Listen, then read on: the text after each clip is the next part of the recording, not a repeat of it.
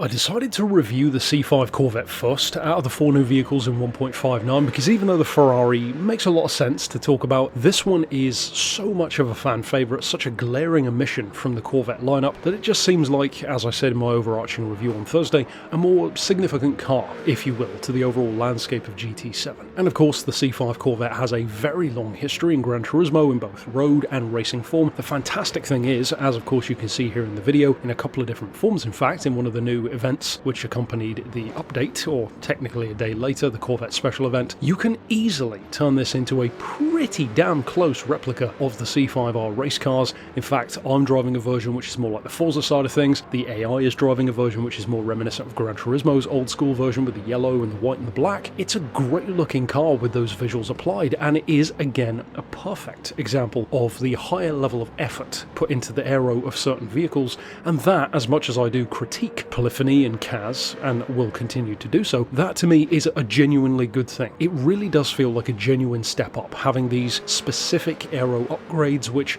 initially, when the game first came out, you'd have like certain carbon bits which felt fairly generic. They were just that version of that wing on a different particular car, whereas over time we've seen more examples of specific visual upgrades referencing certain vehicles. Of course with motor swaps we've very much seen that as well. Now one potential downside of this particular 2001 shape C5 Z06 is that it's not quite as powerful as if they'd have gone for the slightly later version, which of course we did used to have. This, if I recall, if not the same as the non-premium, was pretty similar in age to that non-premium version, and then there was the premium C5 as well, which if I recall had, I think it was like 405, 406 horsepower or thereabouts. This one in comparison is 384, so it's not like it's a crazy difference, and of course it weighs 1409 kilos, which is a really good weight to be working with. For a big old V8 sports car, that gives you plenty of room for race replicas, drag cars, top speed builds, circuit builds, basically whatever you need the car to be. And of course that's the beauty of a Corvette, much like a Viper and various others. It's just a really solid choice of car, and I said as much in my overall thoughts on, again, Thursday. I said it was the kind of car where there's really nothing overly dramatic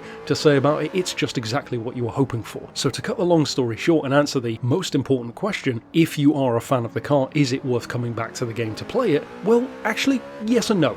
And it's not so much a hard no, it's more like yes, but don't expect it to reinvent the wheel. This feels like a really good representation of a fan favourite vehicle which was crazy to not already have in the game. In fact, I re-reviewed it in GT6 for that exact reason, and yeah, it's back, it's good, it's what you're expecting. The visuals really are what takes it from being good and what you'd expect to being great, in my opinion. And ultimately, even the difference of 20 or so horsepower doesn't make that much of a change, given that of course you can do heavy modifications to it. Two interesting things about this car, two fun facts if you will, are number one, you can fully build it minus a supercharger, because you don't have the option of turbos on this one, and even without using any supercharger options, you can build a spot-on replica basically of the C5R from Forza at least, and I'm sure you can do the Gran Turismo equivalent as well, even though I haven't quite done that yet. So in other words, you can take it down below 1150 kilos, above 600 horsepower, even without the supercharger, close to 620, which as I said is pretty much perfect for that kind of Saleen S7R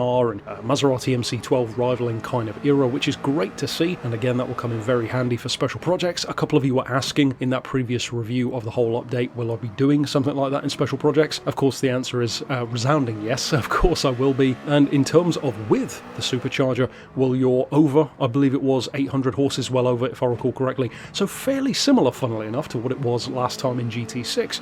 It's one of the relatively few cars that's pretty much what it already was last time around in terms of fully built potential. The second interesting thing for me about this car is an opinion which I don't think I've actually voiced before, and that is I really wouldn't mind if there's no engine swap for this vehicle, because I feel on the one hand, even though more power and more performance could come in useful, I really don't feel like this car needs it. For those who want performance like that from a Corvette, just get a C6 ZR1 or a C7 or a C8. It doesn't really feel as necessary, to me at least, for this car. And I guess if you were going to build something like maybe a Langenfelter replica from Forza 2, well that would be pretty cool with a big old 427 cube engine. That would be very fun of course for someone like me with special projects, but even then it's not necessary. Most of the replicas which you would want to do, you already can, which is fantastic. So I honestly don't think that you need to mess with the purity of that actual Corvette engine that it already has, just for the sake of a bit more power. Now that being said, it wouldn't surprise me if it gets a motor swap. It would surprise me more so if it doesn't actually, but to me, out of this particular selection of cars, I would much rather see a motor swap for the Suzuki Carry, which of course we'll talk about soon,